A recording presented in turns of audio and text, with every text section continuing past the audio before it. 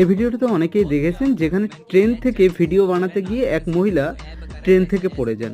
Viral এই ভিডিওটির বিষয়ে আজকে আমরা আলোচনা করব। ঘটনাটি ঘটেছে চীনের এক মহিলার, যিনি শ্রীলঙ্কায় ট্রেন ভ্রমণের সময় ভিডিও বানাতে গিয়ে ট্রেন থেকে পড়ে যান। দেখা যায় মহিলা ট্রেনের রেলিং ধরে দাঁড়িয়ে সেলফি তুলছিলেন, হঠাৎ একটি গাছের ডাল তার গায়ে লেগে তিনি ট্রেন থেকে পড়ে যান।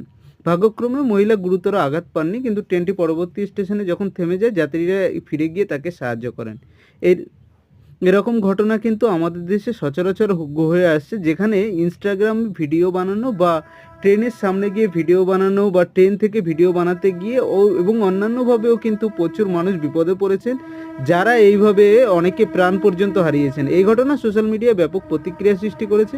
অনেকে মহিলার এই বেপরোয়া আচরণের সমালোচনা করেছেন এবং সোশ্যাল মিডিয়ায় নিরাপত্তার গুরুত্ব নিয়ে আলোচনা করেছেন। আপনারা কি মনে করেন, সোশ্যাল মিডিয়ার জন্য এমন ঝুঁকি নেওয়া কি ঠিক? কমেন্টে আপনাদের মতামত অবশ্যই জানাবেন।